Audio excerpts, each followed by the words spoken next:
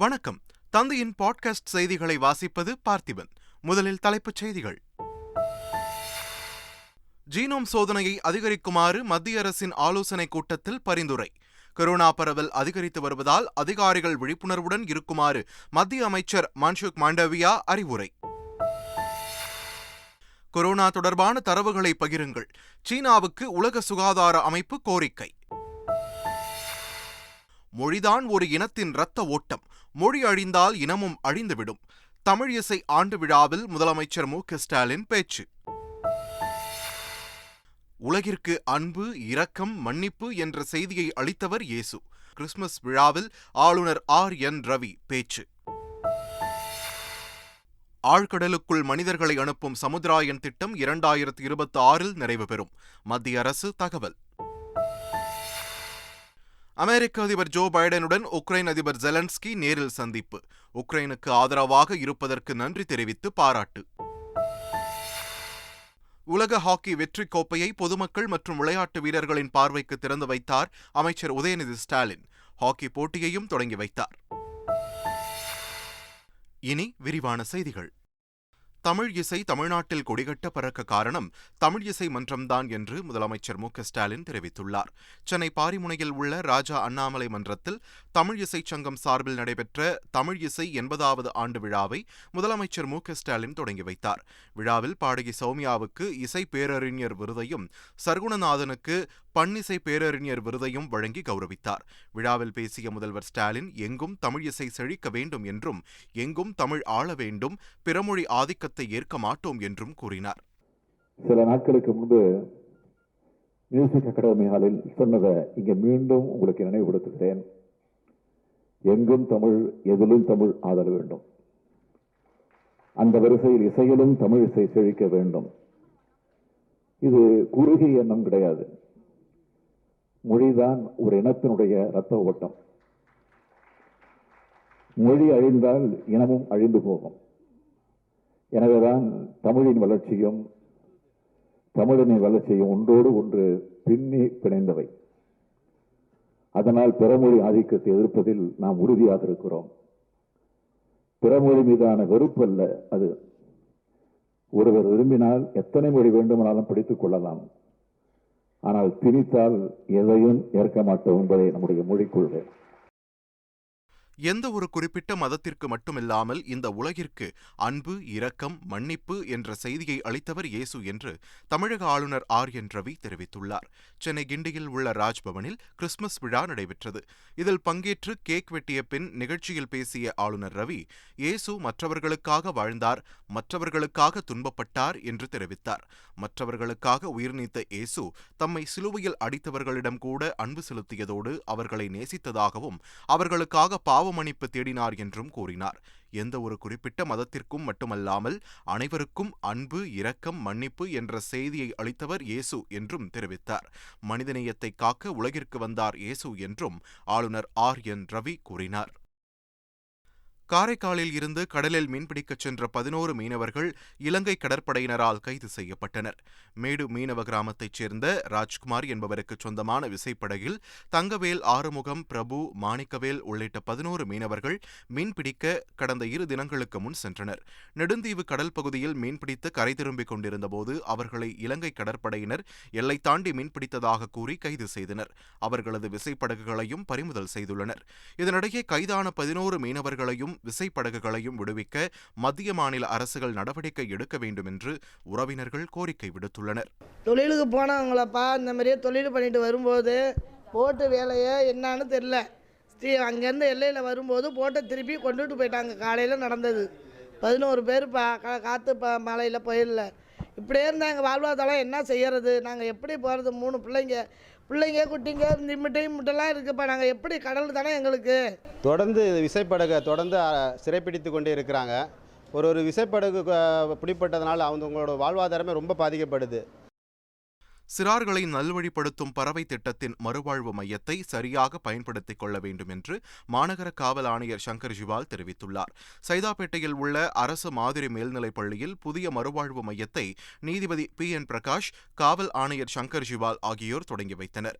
நிகழ்ச்சியில் பேசிய சங்கர் ஜிவால், மறுவாழ்வு மையம் குறித்து மற்றவர்களுக்கு கூறுவதோடு பயன்படுத்தி வாழ்வில் முன்னேற வேண்டும் என்று கேட்டுக்கொண்டார். இதோட சக்சஸ் இருக்கிறது இப்போ எல்லாம் உங்க கையில் இருக்கு. எல்லாம் நீங்களே இந்த டிராப் இன் சென்டர் பொறுத்தபடியே எவ்வளோ இன்ட்ரெஸ்ட் எடுக்கிறீங்க, எதனா டைம் ஸ்பெண்ட் பண்றீங்க, இங்க எப்படி நீங்க இதை பத்தி வேற ஆளுக்கே சொல்ல போறீங்க, இதை ஃபெசிலிட்டிஸ் இங்க இருக்கிறத யூஸ் பண்ணிட்டு உங்க வாழ்க்கையில எப்படி ஒரு உயர்ந்த ஒரு ஒன் ஸ்டெப் மேலே போட்டு ட்ரை பண்ண போறீங்க.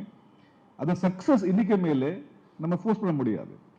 இதுவரை நம்முடைய ரோல் டிராப் இன் சென்டர் பொறுத்தபடி இதுக்கு மேலே உங்க ரோல் தான் முக்கியம். தமிழகத்தில் காவல்துறை சார்பில் நடத்தப்பட்ட பொதுமக்கள் குறைதீர் முகாம்களில் 2600 பேரிடம் மனுக்கள் பெறப்பட்டுள்ளதாக தெரிவிக்கப்பட்டுள்ளது. தமிழகத்தில் அனைத்து மாவட்டங்களிலும் காவல் கண்காணிப்பாளர் அலுவலகங்களில் பொதுமக்கள் குறைதீர் முகாம் நடைபெற்றது. இதில் மொத்தம் 2604 பேரிடம் காவல்துறை அதிகாரிகள் குறைகளை கேட்டறிந்து மனுக்களை பெற்றுக் கொண்டனர். சென்னை டிஜிபி அலுவலகத்தில் நடைபெற்ற முகாமில் டிஜிபி சைலேந்திரபாபு 52 பேரிடம் மனுக்களை பெற்றுக் கொண்டதாக தெரிவிக்கப்பட்டுள்ளது. புதுச்சேரி மாநில அந்தஸ்து விவகாரத்தில் திமுக, காங்கிரஸ் இரட்டை வேடம் போடுவதாக அம்மாநில அதிமுக கிழக்கு செயலாளர் அன்பழகன் தெரிவித்துள்ளார். இந்த விவகாரத்தில் பாஜக தனது நிலையை தெளிவுபடுத்த வேண்டும் என்றும் அவர் வலியுறுத்தியுள்ளார். புதுச்சேரி மாநிலத்துக்கு மாநில அந்தஸ்து கேட்கும் உரிமை திராவிட முன்னேற்ற கழகத்துக்கும் காங்கிரசுக்கும் இல்லை. 1998ஆம் ஆண்டு மத்தியில் பிஜேபி ஆட்சியில் இருக்கும்போது மத்திய அமைச்சரவையில் மாண்புமிகு புரட்சித் தலைவர் அம்மா அவர்களுடைய வற்புறுத்தலுடைய பேரில் புதுச்சேரி மாநிலத்துக்கு மாநில அந்தஸ்து வழங்கப்படும் என்ற கொள்கை முடிவு எடுத்த பிஜேபி இன்றைக்கு ஆட்சியில் இருக்கும் பொழுது அவங்களுடைய முடிவு என்ன என்பதை தான் நாங்கள் தெரிஞ்சுக்க விரும்புகிறோம். மென்பொருள் ஏற்றுமதியில் கூட்டு வருடாந்திர வளர்ச்சி விகிதம் 18% உயர்ந்து தமிழ்நாடு நாட்டிலேயே 3வது இடத்திற்கு முன்னேறியுள்ளதாக அமைச்சர் மனு தங்கராஜ் தெரிவித்துள்ளார். அவர் வெளியிட்டுள்ள அறிக்கையில், மாநிலம் முழுவதும் உள்ள பல்வேறு தகவல் தொழில்நுட்ப நிறுவனங்களின் நிர்வாகத்தின் கூட்டு பங்களிப்போடு இந்த குறிப்பிடத்தக்க நிலையை அடைந்துள்ளதாக குறிப்பிட்டுள்ளார். இந்த வரலாற்று மைல்கல்லை எட்ட உதவிய இந்த IT நிறுவனங்களின் நிர்வாகம், அலுவலர்கள் மற்றும் ஊழியர்களுக்கு வாழ்த்துக்களையும் தெரிவித்துள்ளார். $1 டிரில்லியன் பொருளாதாரம் என்ற முதலமைச்சரின் தொலைநோக்கு திட்டத்தை நோக்கி விடாமுயற்சியுடன் செயல்பட்டு வருவதாகவும் அமைச்சர் மனு தங்கராஜ் தெரிவித்துள்ளார். சீனாவை ஆட்டிப்படைக்கும் ஒமிக்ரான் BF7 உருமாறிய கொரோனா வைரஸ் தொற்று இந்தியாவிலும் பரவியுள்ளது. ஒமிக்ரான் உருமாறிய வைரஸ் தொற்றால் குஜராத்தில் 3 பேரும், ஒடிஷாவில் ஒருவரும் பாதிக்கப்பட்டுள்ளனர் என்று தெரியவந்துள்ளது. மத்திய அமைச்சர் மன்சுக் மாண்டவியா தலைமையிலான ஆலோசனைக் கூட்டத்தில் உருமாறிய வைரஸை கண்காணிக்க வேண்டும் என பாதுகாப்பு வல்லுநர்கள் எச்சரித்துள்ளனர். இதற்கிடையே சீனாவில் தடுப்பூசி செலுத்தியும் போதிய எதிர்ப்பு சக்தி இல்லாததால் ஒமிக்ரான் BF7 வைரஸ் வேகமாக பரவுகிறது என கூறும் சுகாதார வல்லுநர்கள் இந்தியாவில் அதேபோன்ற தாக்கத்தை ஏற்படுத்தும் என்ற அச்சம் அவசியமில்லை என்ற கருத்தையும் முன்வைக்கிறார்கள். இதே virus America, Britain, Belgium, Germany, Denmark போன்ற நாடுகளில் ஏற்கனவே கண்டுபிடிக்கப்பட்டுள்ளது குறிப்பிடத்தக்கது. இதனிடையே கொரோனா தாக்கம் இன்னும் முடிவடையாததால் கண்காணிப்பை தீவிரப்படுத்துமாறு சுகாதாரத்துறை அதிகாரிகளுக்கு மத்திய சுகாதாரத்துறை அமைச்சர் மன்சுக் மாண்டவியா உத்தரவிட்டுள்ளார். வரவிருக்கும் பண்டிகை காலத்தை கருத்தில் கொண்டு அதிகாரிகள் முழுமையாக கண்காணிப்பை பலப்படுத்த வேண்டும் என்றும் அறிவுறுத்தியுள்ளார். கொரோனா தொற்று குறித்து இந்தியர்கள் அச்சம் கொள்ள தேவையில்லை என்று சீரம் தடுப்பூசி தயாரிப்பு நிறுவனத்தின் CEO ஆதார் பூனாவாலா தெரிவித்துள்ளார். சிறப்பான முறையில் தடுப்பூசி பாதுகாப்பை பெற்றிருப்பதால் அச்சம் கொள்ள தேவையில்லை என்று தமது ட்விட்டர் பக்கத்தில் குறிப்பிட்டுள்ளார். அதே நேரத்தில் மத்திய அரசும் சுகாதாரத்துறையும் வெளியிடும் வழிகாட்டு நெறிமுறைகளை நாம் கட்டாயம் பின்பற்ற வேண்டும் என்றும் அவர் குறிப்பிட்டுள்ளார். சீனாவில் இருந்து தமிழகம் வரும் விமான பயணிகளுக்கு கட்டாய கொரோனா பரிசோதனை மேற்கொள்ள வேண்டும் என்று மத்திய அரசுக்கு தமிழக சுகாதாரத்துறை அறிவுறுத்தியுள்ளது. மத்திய சுகாதாரத்துறைக்கு தமிழக சுகாதாரத்துறை எழுதியுள்ள கடிதத்தில் தமிழகத்தில் கொரோனா தொற்று கட்டுப்பாட்டில் உள்ளதாக தெரிவிக்கப்பட்டுள்ளது. சீனா, ஹாங்காங்கில் இருந்து தமிழகம் வரும் விமான பயணிகளுக்கு கட்டாய கொரோனா பரிசோதனை மேற்கொள்ள மத்திய அரசு வழிகாட்டு நெறிமுறைகளை வெளியிட வேண்டும் என்றும் அறிவுறுத்தியுள்ளது. கொரோனா தொடர்பான தரவுகளை பகிருமாறு சீனாவுக்கு உலக சுகாதார அமைப்பு மீண்டும் கோரிக்கை விடுத்துள்ளது. ஜெனீவாவில் செய்தியாளர்களை சந்தித்த உலக சுகாதார அமைப்பின் இயக்குநர் டெட்ரோஸ் அதனோம் இந்த தொற்று நோய் எவ்வாறு தொடங்கியது என்பது பற்றிய நமது புரிதலில் உள்ள இடைவெளிகள் எதிர்கால தொற்று நோயை தடுக்கும் நமது திறமைக்கு சவாலாக உள்ளதாக கூறியுள்ளார். உலக சுகாதார அமைப்பு கோரிய தரவுகளை பகிர்ந்து கொள்ளவும் ஆய்வுகளை நடத்தவும் சீனாவை தொடர்ந்து கேட்டுக்கொள்வதாகவும் தெரிவித்துள்ளார். நாடு முழுவதும் அதிக ஆபத்தில் உள்ள மக்களுக்கு தடுப்பூசி போடுவதில் கவனம் செலுத்துவதற்கு உலக சுகாதார நிறுவனம் சீனாவை ஆதரிக்கிறது என்றும் கொரோனா தொடர்பான தரவுகளை பகிருமாறும் டெட்ரோஸ் வலியுறுத்தியுள்ளார். காந்தி தேசத்தின் தந்தை, பிரதமர் மோடி புதிய இந்தியாவின் தந்தை என்று மகாராஷ்டிர துணை முதலமைச்சர் தேவேந்திர பட்னவிஸின் மனைவி அம்ருதா பட்னவிஸ் கூறியது சலசலப்பை ஏற்படுத்தியுள்ளது. அம்மாநிலத்தில் மிக பிரபலமான இவர் பல்வேறு விழாக்களில் அதிகம் கலந்து கொள்வார். இந்நிலையில் அங்கு நடைபெற்ற விழா ஒன்றில் பேசிய அம்ருதா பட்னவிஸ், நமது நாட்டிற்கு இரு தேச தந்தைகள் இருக்கிறார்கள் என்று கூறினார். நாட்டிற்கு தேசத்தந்தை என்றால் அது மகாத்மா காந்தி, புதிய இந்தியாவின் தந்தை என்றால் அது நமது பாரத பிரதமர் நரேந்திர மோடி என்று தெரிவித்தார். இந்தியாவுக்கு 2 தேச தந்தைகள் இருக்கிறார்கள் என்று அவர் தெரிவித்துள்ளது பேசுபொருளாகியுள்ளது. ஆழ்கடலுக்குள் மனிதர்களை அனுப்பும் சமுத்திராயன் திட்டம் 2026 நிறைவு பெறும் என்று மத்திய அரசு தெரிவித்துள்ளது. மக்களவையில் எழுப்பப்பட்ட கேள்விக்கு அறிவியல் தொழில்நுட்பத்துறை இணையமைச்சர் ஜிதேந்திர சிங் எழுத்துப்பூர்வமாக இந்த பதிலை வழங்கியுள்ளார். தாதுக்கள் போன்ற ஆழ்கடல் வளங்களை ஆய்வு செய்வதற்காக மத்ஸ்யா 6000 என்ற ஆய்வு வாகனத்தில் 6000 மீட்டர் ஆழத்திற்கு 3 ஆய்வாளர்களை அனுப்பும் நோக்கில் சமுத்திராயன் திட்டம் உருவாக்கப்பட்டுள்ளதாகவும் அவர் கூறினார். மத்ஸ்யா 6000 வாகனத்தை புவி அறிவியல் அமைச்சகத்தின் கீழ் உள்ள சென்னை தேசிய கடல் தொழில்நுட்ப நிறுவனம் NIOT வடிவமைத்து உருவாக்கியுள்ளது என்றும் வாகனத்தின் வடிவமைப்பு நிறைவடைந்து சோதனை செய்யப்பட்டு வருகிறது என்றும் அமைச்சர் கூறியுள்ளார். சமுத்திராயன் திட்டம் அமல்படுத்துவதன் மூலம் கடலடி ஆய்வுப் பணிகளை மேற்கொள்வதற்கான நீர்மூழ்கி களத்தை பெற்றுள்ள அமெரிக்கா, ரஷ்யா, ஜப்பான், பிரான்ஸ் மற்றும் சீனா போன்ற நாடுகளின் வரிசையில் இந்தியாவும் இணைந்துள்ளது குறிப்பிடத்தக்கது. சென்னையின் பல்வேறு பகுதிகளில் நள்ளிரவில் பெய்த கடும் பனிப்பொழிவால் சாலைகளில் சென்ற வாகன ஓட்டிகள் அவதிக்குள்ளாகினர். மார்கழி மாதம் தொடங்கி சில நாட்களிலேயே ஆன நிலையில் தமிழ்நாட்டின் பெரும்பாலான பகுதிகளில் கடும் பனிப்பொழிவு நிலவி வருகிறது. இந்நிலையில் சென்னையின் பல்வேறு பகுதிகளில் இரவு நேரத்தில் கடும் பனிப்பொழிவு காணப்பட்டது. குறிப்பாக அண்ணா சாலை, தேனாம்பேட்டை, ஆழ்வார்பேட்டை, தியாகராய நகர் உள்ளிட்ட இடங்களில் பெய்த பனிப்பொழிவால் சாலைகள் புகை சூழ்ந்தது போல் காட்சியளித்தது. இதனால் வாகனங்கள் ஊர்ந்தபடியே சென்றன. அமெரிக்காவின் வாஷிங்டன் நகரில் பனி சூறாவளி அதிகரித்ததால் விமான நிலையங்களில் விமானங்களின் வருகையும் புறப்பாடும் தாமதமானது. பனிக்காலத்தை ஒட்டி வாஷிங்டனின் பல்வேறு இடங்களில் வெள்ளை போர்வை போர்த்தியது போல் பனிபடர்ந்து காணப்படுகிறது. கடந்த 2 நாட்களாக பனிப்பொழிவு 38 சென்டிமீட்டராக பதிவாகியுள்ளது. பனிப்பொழிவு அதிகரிப்பால் பொதுமக்களின் இயல்பு வாழ்க்கையில் சிரமம் ஏற்பட்டுள்ளது.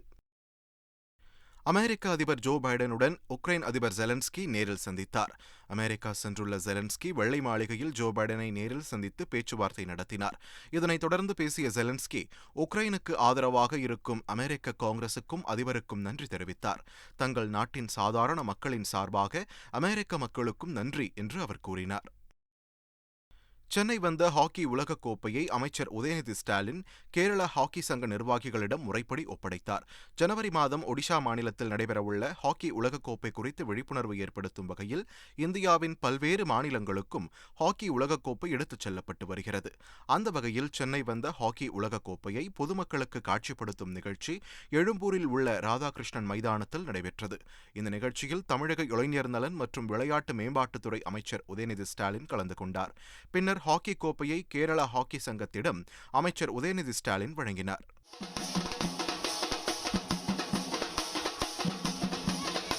இந்தியாவோடு ஒப்பிடுகையில் அர்ஜென்டினா மிகச்சிறிய நாடு. அர்ஜென்டினாவின் மக்கள் தொகையே வெறும் 4.7 கோடி தான். தமிழக மக்கள் தொகையில் பாதிதான். சில தினங்களுக்கு முன் நீங்கள் நடந்த கால்பந்து உலக கோப்பை பட்டியல் வென்று உலகையே திரும்பி பார்க்க வைத்துவிட்டது அர்ஜென்டினா.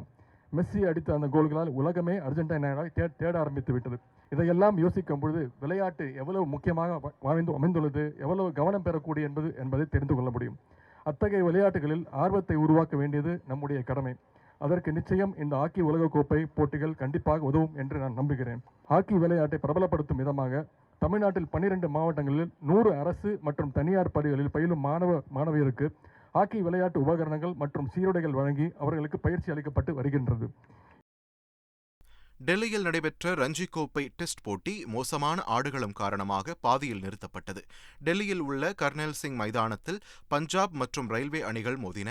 ஆட்டம் தொடங்கிய வெறும் 103 ஓவர்களிலேயே ஆடுகளத்தில் 24 விக்கெட்டுகள் வீழ்த்தப்பட்டன.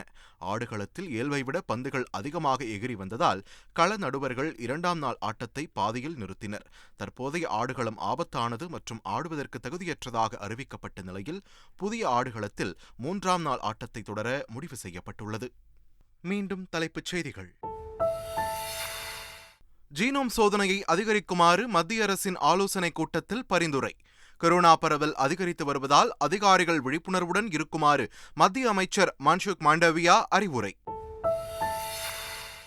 கொரோனா தொடர்பான தரவுகளை பகிருங்கள், சீனாவுக்கு உலக சுகாதார அமைப்பு கோரிக்கை. மொழிதான் ஒரு இனத்தின் இரத்த ஓட்டம், மொழி அழிந்தால் இனமும் அழிந்துவிடும். தமிழ் இசை ஆண்டு விழாவில் முதலமைச்சர் மு.க. ஸ்டாலின் பேச்சு. உலகிற்கு அன்பு, இரக்கம், மன்னிப்பு என்ற செய்தியை அளித்தவர் இயேசு. ஆளுநர் மாளிகையில் நடைபெற்ற கிறிஸ்துமஸ் விழாவில் ஆளுநர் ஆர்.என். ரவி பேச்சு. ஆழ்கடலுக்குள் மனிதர்களை அனுப்பும் சமுத்திராயன் திட்டம் 2026 நிறைவு பெறும்.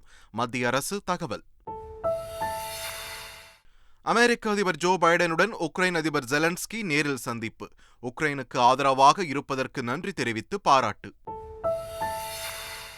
உலக ஹாக்கி வெற்றி கோப்பையை பொதுமக்கள் மற்றும் விளையாட்டு வீரர்களின் பார்வைக்கு திறந்து வைத்தார் அமைச்சர் உதயநிதி ஸ்டாலின். ஹாக்கி போட்டியையும் தொடங்கி வைத்தார். இத்துடன் தந்தியின் பாட்காஸ்ட் செய்திகள் நிறைவு பெறுகின்றன. வணக்கம்.